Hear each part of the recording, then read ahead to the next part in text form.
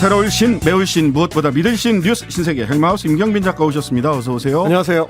네, 아이고 연휴 마지막 날인데 네. 오늘도 방송을 하고 있습니다. 뭐 저희 같은 이제 프리랜서 방송인들 입장에서는 사실 연말이나 뭐 휴일이나 뭐 이런 게 이제 큰 의미가 없어가지고요. 네, 다 일당제기 때문에요. 그렇습니다. 하루하루 방송을 하는 게 우리 시민들 만나는 게 더 좋다. 자, 내일 한동훈 비대위 출범하고 모레는 이준석 전 대표가 탈당을 예고한 날입니다. 그렇습니다. 대통령실에서 이제 어떻게 반응할 것이냐 상당히 주목을 받았었는데 이번 주말에 이관섭 실장을 통해서 대통령실에 이제 간접적인 반응이 내비쳐지는 등 시계가 좀 빠르게 돌아가는 분위기입니다. 내일이면은 국민의힘에서 전국위원회를 열고 한동훈 비대위원장을 이제 공식 추인할 예정이 잡혀 있는 상태고요. 그러다 보니까 이제 조선일보를 비롯해서 보수 언론들에서는 한동훈 비대위원장한테 이제 상당히 거는 기대가 많은 것 같습니다. 오늘 조선일보 보니까 사흘 연속으로 한동훈 비대위원장이 풀어내야 할 3대 킬러 문항이라는 거를 이제 소개를 했습니다. 그만큼 이제 풀기 어려운 숙제가 놓여 있다라는 얘기인데 일단 첫 번째 숙제는 27일로 예정돼 있는 이준석 전 대표의 이제 탈당과 이후에 이어질 신당 창당입니다. 한 전 장관이 지금 이 전 대표와의 회동을 추진할 가능성이 일부에서 거론되기도 했는데 지금까지 이제 종합을 해보면 가능성이 낮다. 이렇게 이제 봐야 될 것 같고요.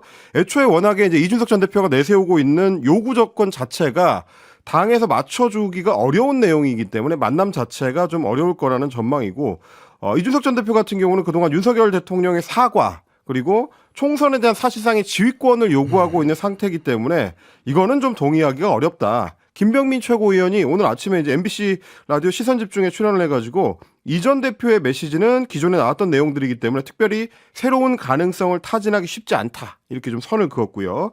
김근식 전 전략실장 같은 경우도 오늘 CBS 김현정의 뉴스쇼에 출연을 해가지고 일단 둘이 만날 시간적인 여유가 없다. 두 사람의 만남이 대선 승리라는 이제 27년까지 이어지는 큰 목적에는 부합하지만 이게 이제 2월이나 3월에 가서 만나더라도 문제가 없고 아직은 좀 이르다 이런 얘기였습니다. 그러니까 김병민, 김근식 두 분의 이야기는 사실은 정치인에게 시간이 없다는 것은 핑계에 불과합니다. 우선순위가 후순위다라고 하는 얘기예요. 그렇습니다. 지금 당장 만나서 성과도 없을 것 같고 첫 행보부터 성과 없는 행보를 할 이유가 없다. 그렇죠. 예, 이게 더 정확한 표현이지 않을까 싶습니다. 그리고 이제 국민의힘 당내에서 평가하기로는 어쨌든 한동훈 비대위가 뜨면서 이준석 신당의 이제 뉴스 양이 상당히 좀 줄어든 상태이기 때문에 굳이 불을 다시 지펴줄 필요가 없다라는 평가도 있습니다. 예. 근데 오늘 보니까 그 전효옥 전 국회의원 같은 경우는 조중동도 굉장히 비판을 했더라고요. 왜 자꾸 이준석 품으라고 하냐. 한동훈 한동훈한테 이게 언제부터 니들이 보수를 사랑하지도 않으면서 왜 한동훈 비대위원장에게 이준석을 품으라고 하느냐라고 굉장히 화를 내는 글을 이제 더 포스팅을 선명하게 했더라고요. 가야 된다는 의미인 거겠죠. 예, 훨씬 더 선명하게 가야 되고 명품백 수수 얘기하지 마라. 그거 정면 돌파해야 된다. 무슨 소리냐.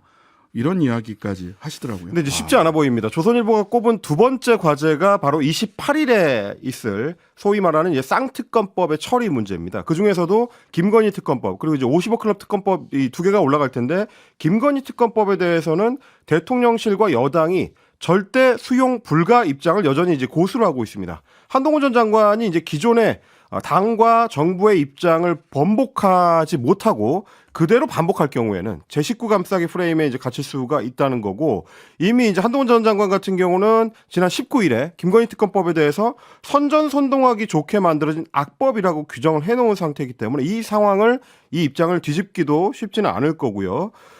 다만 이제 보수 언론 일각에서는 독서 조항을 이제 제거하고 총선 후에 특검을 추진하는 조건으로 수용하는 방식을 이제 제시해 보는 게 어떻겠느냐 이런 관측도 나오긴 했는데 지난 12월 20일자 조선일보 1면이 총선 후 김건희 특검 실시 론 급부상해서 일면을 거의 털어서 썼더라고요. 그렇습니다. 그리고 나서도 이제 다른 보수 언론들도 비슷한 입장을 많이 받았었는데 뉴스원에 따르면 그 보도를 보고 대통령이 경로했다라는 표현이 들어 있었습니다. 오늘 오후에 보니까 뉴스원 보도 내용이 이제 대통령실의 불쾌감으로 약간 수정이 되긴 했는데 경로에서 불쾌감으로. 네, 오전에는 이제 대통령의 경로였거든요. 근데 이제 대통령실이 보니까 총선 후 김건희 특검 머릿기사를 달고 있는 이제 보도들에 대해서 대통령실이 상당히 좀 불쾌한 반응을 보였고, 여권 관계자 같은 경우는 이미 검찰 수사에서 문제가 없는 걸로 판명이 났는데 특검을 받을 수 있다는 여지를 뭐하러 두느냐, 이런 취지의 답변을 했다는 겁니다. 그러면서 법이 누군가에게 특혜가 돼서도 안 되지만 누군가에게 특별히 가혹해서도 안 된다. 그러니까 이제 이 특검법이라는 거는 김건희 여사한테 특별히 가혹한 법이다라는 얘기가 되는 거고요. 악법이면 악법이지 총선 후에는 악법이 아닌 것이 되느냐라고 반문을 했다고 하니까, 그러니까 총선 이후라고 하더라도 수용할 수는 없다라는 얘기가 되겠습니다. 이관섭 대통령실 정책실장 어제 KBS하고 인터뷰를 하는 자리에서 역시 마찬가지로 비슷한 입장을 내보였는데 들어보시겠습니다.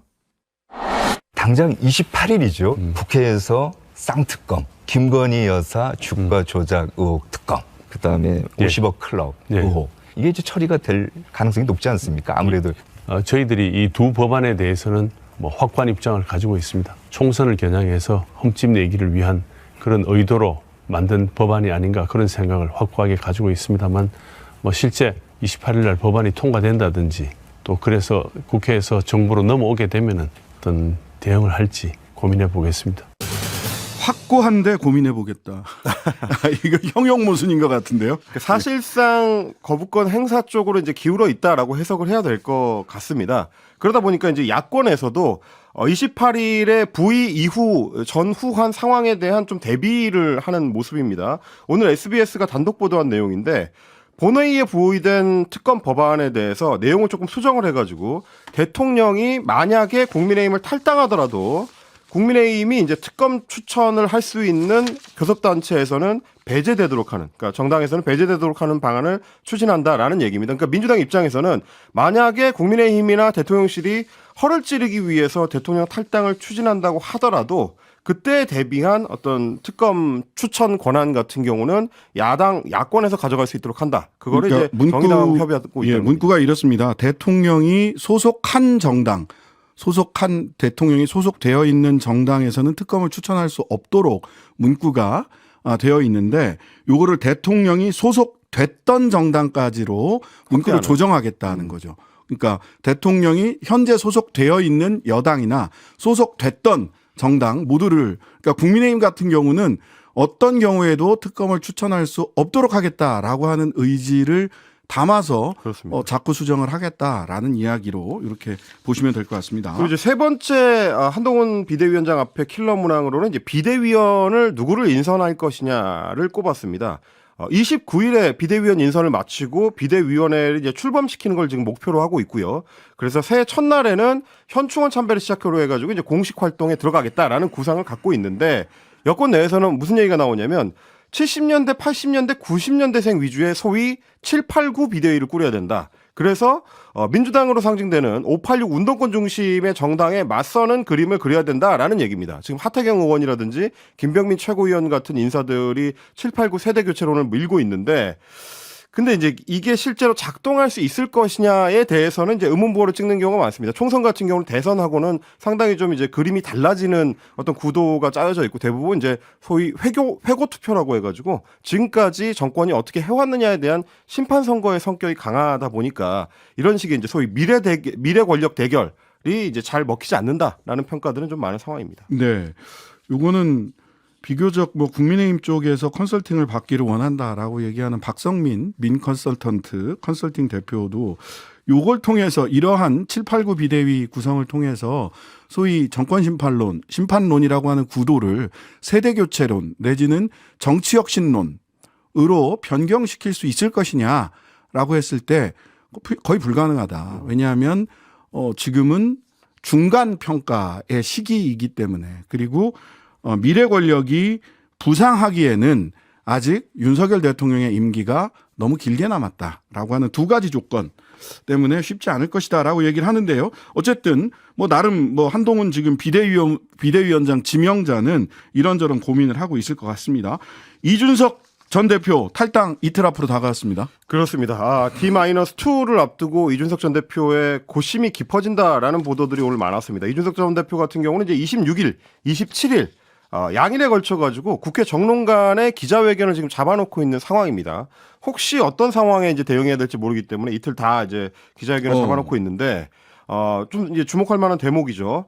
이준석, 한동훈 두 사람의 이제 탈당과 취임이 시기가 겹치기 때문에 일종의 이제 양자 간의 이제 여론전의 성격이 좀 상당히 좀 강해진 상황이고. 이준석 전 대표의 감각이라면 내일 할 수 있겠네요. 그렇습니다. 내일 취임하니까 내일 선제적으로 내지는 뭐 5분 간격으로 한다든지 해서 맞불 작전으로 갈 수도 있겠다 하는 생각도 들긴 하는데. 그렇습니다. 여기서 이제 만약에 타이밍을 뺏기게 되면 한동훈 전 장관이 파격적인 인사들을 뭐 비대위원회 기용을 해가지고 이 탈당 이슈를 덮을 수도 있다라는 생각 때문에 아마 이제 그렇게 대비를 하고 있는 것 같은데, 다만 문제는 그런 어떤 그 이제 대응만으로 잘 안 되고 있는 부분들이 있습니다. 신당을 함께 띄워줄 수 있는 인물들이 보이지 않는다라는 문제 제기인데, 대선 주자인 유승민 전 의원 같은 경우는 합류할 가능성이 높아 보이지 않고요.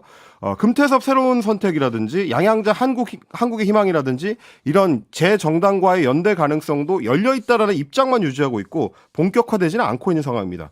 게다가 가장 좀 결정적인 거는 소위 천아용인이라고 불렸던 천하람, 허은하, 김용태, 이기인 중에서 김용태가 주말 동안에 이탈을 했습니다. 김용태 전 국민의힘 청년 최고위원 지난 22일에 CBS 라디오에 출연해가지고 이준석 전 대표하고는 총선 전후에 또다시 함께할 수 있을 계기가 있을 걸로 믿는다라고 하면서, 저는 당 내에 남는 것이 저를 최고위원으로 뽑아줬던 당과 당원에 대한 도리라고 생각한다. 그러면서 신당에 합류하지 않겠다라고 공식 선언을 했습니다.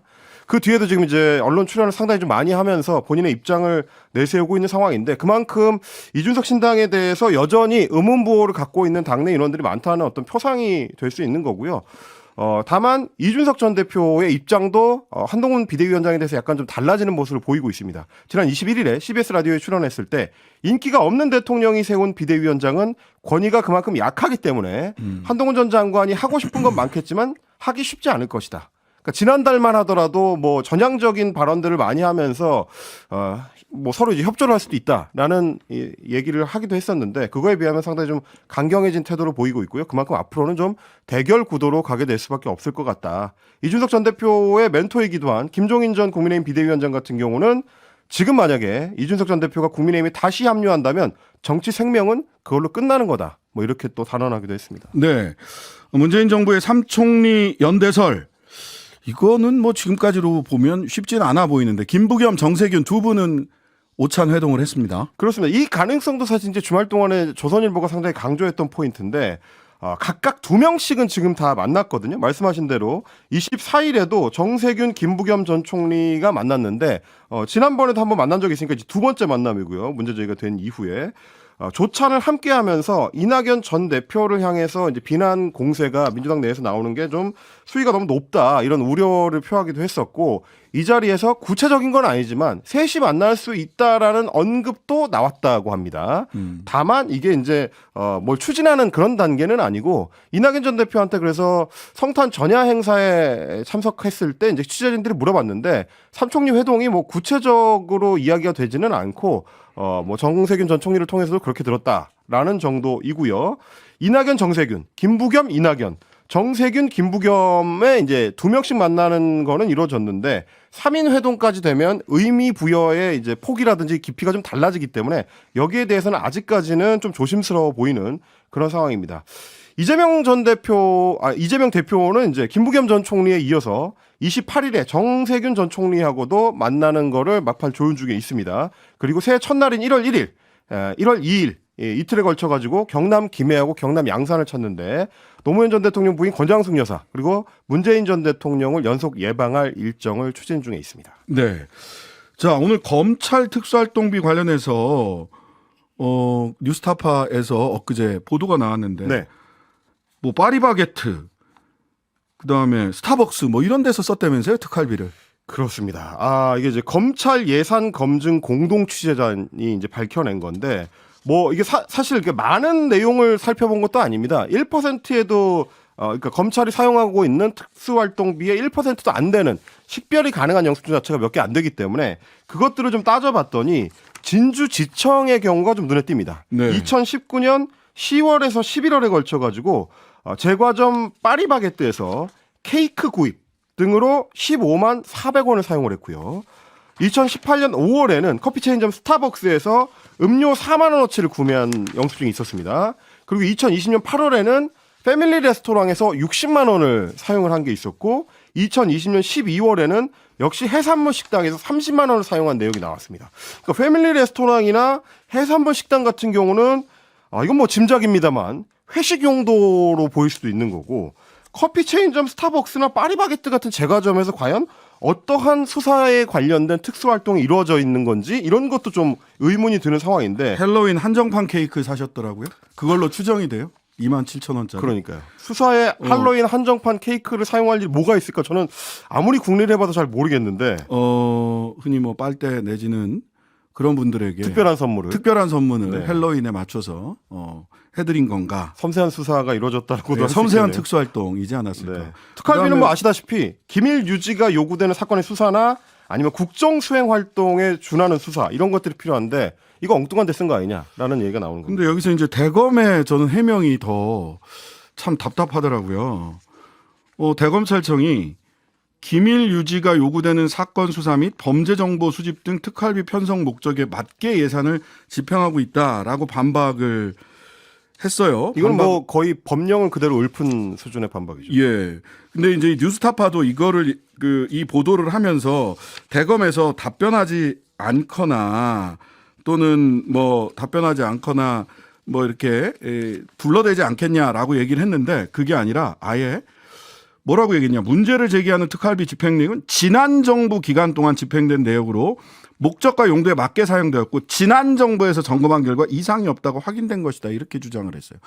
이게 좀 이상한 해명이죠. 이게 뭔 소리입니까? 그러니까 지난 정부에서 집행이 됐었기 때문에 윤석열 정부에서 집행한 특수활동비랑은 다르다는 얘기인 건지 혹은 문재인 정부 때도 문제 삼지 않았던 건데 왜 이제 와서 문제를 삼느냐. 그때는 문제 없다고 했지 않았느냐라는 식의 해명으로 들릴 수 있거든요. 근데 그거는 특수활동비라는 예산의 성격상 원래도 굉장히 좀 이 활동한 내역에 대해서 이제 사용한 내역에 대해서 내역을 밝혀서 뭐 특정하기가 좀 쉽지 않은 건데 이것도 심지어 이 특수활동비 영수증 같은 경우도 시민단체에서 법원에 행정소송을 제기해가지고 받아낸 것들 아니겠습니까? 끝까지 네. 안 내주려고 했었던 것들을 받아낸 거고 그나마도 소위 영수증이 휘발되는 바람에 이제 많은 부분 지금 가려져 있는 상태인데도 이런 것들이기 때문에 그때 제대로 내역 확인을 못했었다는 게 이제 와서 잘못된 내역을 바로잡는 어떤 그거에 대한 이제 변명으로 사용되기는 좀 어렵지 않겠느냐. 빙산의 일각이 드러난 겁니다. 진주지청에서 아주 일부가 드러난 거예요.